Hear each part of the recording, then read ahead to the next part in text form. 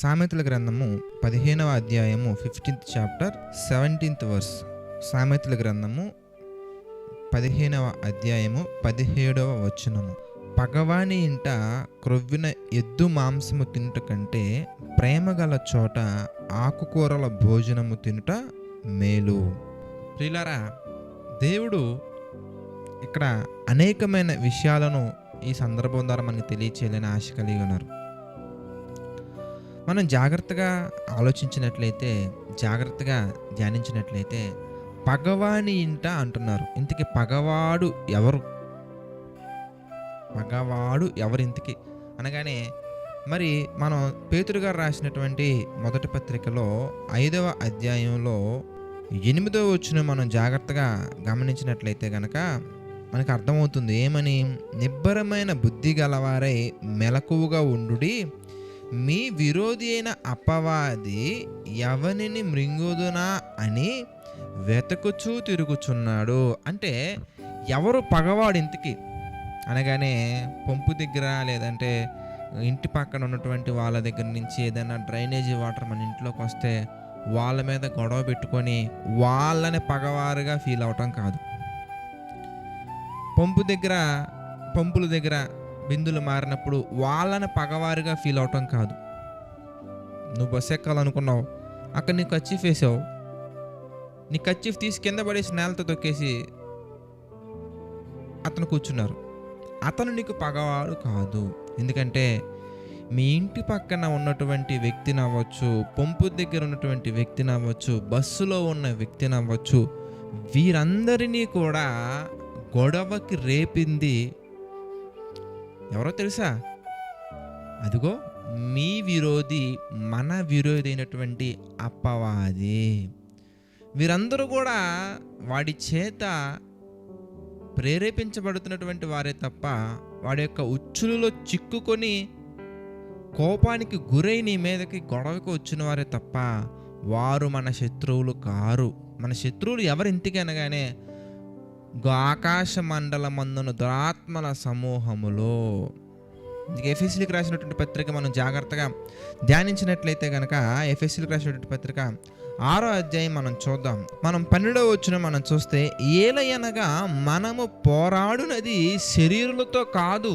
మనం పోరాడేది శరీరులతో కాదు కానీ ప్రధానులతోనూ అధికారులతోనూ ప్రస్తుత అంధకార సంబంధులకు లోకనాథులతోనూ ఆకాశ మండలమందున్న దురాత్మల సమూహములతోనూ మనం పోరాడుచున్నాము. అంతేగాని శరీరాన్ని ధరించుకున్నటువంటి ఇగో నీ చుట్టూ మన చుట్టూ ఉన్నటువంటి మనుషులతో మన పోరాటము కాదు. కనుక ఎవరు మనకి పగవాడు అనగానే, ఇదిగో అపవాది. అందుకే యోహాను సువార్త 8:44 కూడా మనం గమనించవచ్చు. మీరు మీ తండ్రి యగు అపవాది పిల్లలు, అపవాది సంబంధులు. దేనికి అనగానే, వాని యొక్క దురాశలు మీరు నెరవేర్చకోరుచున్నారు. దురాశ, నీది కానటువంటి స్థానాన్ని కోరుకోవటం దురాశ, నీది కానటువంటి వస్తువులను కోరుకోవటం దురాశ, నీకు కానటువంటి మనుషులను కోరుకోవటం దురాశ, నీకు సంబంధించినటువంటి వాటిని దేనినైనా నువ్వు కోరుకొని దాని నిమిత్తం ప్రయాసపడటమే దురాశ. ఇక దురాశ గర్భము ధరించి పాపమును కనగా పాపం పరిపక్వై మరణమును కనును. కనుక మనం దురాశ కలిగి మనం జీవిస్తే ఎక్కడికి వెళ్తామంటే నరకానికి మనం వెళ్ళిపోతాం. కనుక నరకానికి అర్హుడైనటువంటి ఆ సాతానుడు మనల్ని కూడా నరకానికి తీసుకెళ్ళటానికి మనలో ఎన్నో దురాశల్ని కలిగిస్తూ ఉంటాడు. రకరకాల దురాశలు. నీ యొక్క స్థాయికి మించినటువంటి వస్తువులను కొనేలాగా నిన్ను ప్రేరేపిస్తూ ఉంటాడు. నీ యొక్క స్థాయికి మించినటువంటి ధనాన్ని సంపాదించడం కొరకు నిన్ను ప్రేరేపిస్తూ ఉంటాడు. నీకు సంబంధించినటువంటివన్నీ కూడా నీకే కావాలి. ఇగో వాడికి ఉంది, నీకెందుకు లేదు, ఆమెకు ఉంది, నీకెందుకు లేదు, ఆఖరికి వీడికి కూడా ఉంది, నీకెందుకు లేదని మనలో అనేకమైనటువంటి ఆశల రూపంలో దురాశలను రేకెత్తిస్తూ ఉంటాడు. అందుకే ఎంత ఉన్నతంగా కనిపించినా, ఎంత గొప్పగా కనిపించినా, ఎంత రిచ్గా కనిపించినా, అపవాదికి సంబంధించినటువంటి వాడి ఇంట్లో అనగా అపవాదిని ఆరాధిస్తూ, అనగా అపవాదికి సంబంధించిన వాటిని ఆరాధిస్తూ, అపవాది యొక్క ఉద్దేశాలు లక్ష్యంగా బ్రతికేవారు మన చుట్టుపక్కల కొంతమంది మనకు కనబడుతూ ఉంటారు అప్పుడప్పుడు. అలాంటి వారయ్యా అంటే ఎదుటి వారిని క్షమించాలి అనే మనస్తత్వం వారికి ఉండదు. నిన్ను వల్ల నీ పొరుగు వారిని ప్రేమించాలనే మనస్తత్వం వారికి ఉండదు. ఏది ఏమైనా కానీ నేను అనుకున్నది నెగ్గాలి, ఏది ఏమనుకున్నా కానీ నేను అనుకున్నది జరగాలి అనే ఒక పంతంతో ఉంటారండి కొంతమంది. అలాంటి వారి ఇంట్లో నువ్వు గొప్పగా బ్రతకటం కంటే, గొప్పగా ఆతిథ్యం స్వీకరించటం కంటే, ప్రేమ గల చోట, ప్రేమ అనగా ఏమండి? ప్రేమ అనగా ఎవరు? దేవుడు ప్రేమాస్వరూపి, ఆయన ప్రేమై ఉన్నారు. మనం యోహాను గారు రాసిన మొదటి పత్రిక 4వ అధ్యాయం అంతా మనం గమనించవచ్చు. దేవుడు ప్రేమాస్వరూపి, ఆయన ప్రేమై ఉన్నారు. 8వ వచనం. కనుక my dear brothers and sisters, మనం జాగ్రత్తగా ధ్యానించినట్లయితే దేవుడు ఉన్న చోట మనం తక్కువ స్థితిలో ఉన్నట్టుగా కనిపించితే కానీ అక్కడ ఉండటమే మేలు మనకి.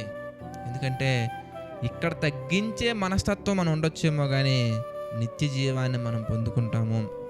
ఈ దేహముతో ప్రభువుని స్తుతిస్తూ, ఈ దేహంతో దేవుణ్ణి ఆరాధిస్తూ, ఆత్మతోను సత్యముతో ఆయనను ఆరాధిస్తూ, ప్రతి క్షణం కూడా ప్రభువుకు కృతజ్ఞతాస్తుతులు చెల్లిస్తూ, ఏది ఏమైనా కూడా దేవుని చిత్తమే నెరవేరాలని ఆశ కలిగి జీవించే వారింటికి వెళ్తే, వాళ్ళ ఇంట్లో తినటానికి ఏమీ లేకపోయినా కానీ, వారింట్లో కూర్చోడానికి సోఫాలు లేకపోయినా కానీ, వారింట్లో ఏసీ లేకపోయినా కానీ, వారింట్లో సెక్యూరిటీ గార్డ్స్ లేకపోయినా కానీ, వారి ఇంట్లో నీకు కావలసినటువంటి సదుపాయాలు లేకపోయినా కానీ, నీవు వారి దగ్గర ఉన్నావంటే కనుక అనేకమైనటువంటి అనుభవ జ్ఞానం నేర్చుకొని దేవుని యొక్క ఆశీర్వాదాలు పొందే విధంగా మనం ఉండొచ్చు. కనుక my dear brothers and sisters, ఈ ఉదయకాల సమయమున శ్రేష్టమైన దాన్ని ఎన్నుకుంటారని నేను మనస్ఫూర్తిగా ఆశిస్తున్నాను. శ్రేష్టమైనవి వస్తువుల్లో కాదు, విశ్వాసంలో వెతకాలి. శ్రేష్టమైనవి పదార్థాలలో కాదు, పరిశుద్ధతలో వెతకాలి. శ్రేష్టమైనవి ఇచ్చే ఆతిథ్యంలో కాదు, దేవుని ఆశీర్వాదాలలో వెతకాలి. కనుక ప్రతి ఒక్కరూ కూడా మేలైన దాని కొరకు మనం వెతికి, సమాధానమును వెతికి వెంటాడి మనం దాన్ని వెనక వెళ్ళాలని మనస్ఫూర్తిగా కోరుకుంటూ ప్రార్థన చేసుకుందాం. ప్రార్థన. సకల ఆశీర్వాదములకు కారణభూతుడమైన మా తండ్రి, పరిశుద్ధుడ, మహోన్నత, అనేకమైన విషయాలు మాకు తెలియజేస్తూ మీ చిత్త ప్రకారం నడిపిస్తున్నందుకు కృతజ్ఞతాస్తుతులు చెల్లించుకుంటున్నాము తండ్రి. మమ్మల్ని దీవించారు, ఆశీర్వదించారు తండ్రి. అందుని బట్టి మీకే మహిమ, ఘనత, ప్రభావాలు చెల్లించుకుంటున్నాము తండ్రి. ప్రభా, మీకు మహిమకరంగా తండ్రి మేమందరం బ్రతకటానికి ఈ యొక్క మార్నింగ్ ప్రేయర్స్ ద్వారా తండ్రి మాకు అనేకమైన విషయాలు తెలియజేస్తున్నందుకు కృతజ్ఞతాస్తుతులు చెల్లించుకుంటున్నాను తండ్రి. తండ్రి మీకే మహిమ, ఘనత, ప్రభావాలు చెల్లించుకుంటున్నాం తండ్రి. తండ్రి ఆర్థిక, ఆరోగ్య, మానసిక సమస్యల్లో కృంగిపోతున్న ప్రతి ఒక్కరిని మీరు జ్ఞాపకం చేసుకోండి. ప్రతి ఒక్కరికి మీ కృప తోడుగా ఉంచి నడిపించండి, సహాయం చేయండి తండ్రి. ప్రతి ఒక్కరి పట్ల తండ్రి మీ ప్రేమ చూపించి నడిపించండి తండ్రి. మీ కొరకు బ్రతకటానికి అనేకమైన అవకాశాలు అందించండి. కృంగిన వారి హృదయాన్ని మా తండ్రి లేవనెత్తండి, స్థిరపరచండి. ప్రభువా, ఈ యొక్క పరిచర్యకు, జేసీ చర్చ్ పరిచర్యకు మా తండ్రి ఎంతమంది అయితే ఆర్థికంగా సహకారంగా నిలబడుతున్నారు తండ్రి, వారిని అందరినీ మీరు జ్ఞాపకం చేసుకోండి. వారికి అందరికీ మీ కృప తోడుగా ఉంచి నడిపించండి, సహాయం చేయండి తండ్రి. దేవా, మహోన్నత ప్రభా, మీ కొరకు ఇంకా తండ్రి నమ్మకంగా, యథార్థంగా బ్రతకటానికి ప్రభా ప్రతి ఒక్కరికి తండ్రి అవకాశాలు మీ యొక్క చిత్త ప్రకారంగా అందించినట్లుగా తండ్రి ఈ పరిచర్యను ప్రభా బహుబలంగా వాడుకోండి, నడిపించండి, సహాయం చేయండి తండ్రి. అదేవిధంగా తండ్రి నమ్మకంగా, యథార్థంగా పరిచయం చేసే సేవకులను, వారి కుటుంబాలు కూడా మా తండ్రి మీరు దీవించండి, ఆశీర్వదించండి. మీకు మహిమకరంగా తండ్రి ఇంకా ఎన్నో విషయాల ప్రభా వర్ధిల్లుతూ ముందుకు సాగుటకు సహాయం చేయండి తండ్రి. సమస్త మహిమ, ఘనత, ప్రభావాలు మీకే చెల్లించుకుంటూ ప్రతి ఒక్కటి కూడా తండ్రి మీ చిత్త ప్రకారంగా జరిగించమని వేడుకుంటూ మా ప్రభువును రక్షకుడైనటువంటి యేసుక్రీస్తు వారి పేరిట ఈ యొక్క ప్రార్థనను అడిగి వేడుకొనిచున్నాము తండ్రి. ఆమెన్. అందరికీ మన ప్రభువును రక్షకుడైన యేసుక్రీస్తు వారి పేరిట ప్రత్యేకమైన వందనాలు. God bless you all.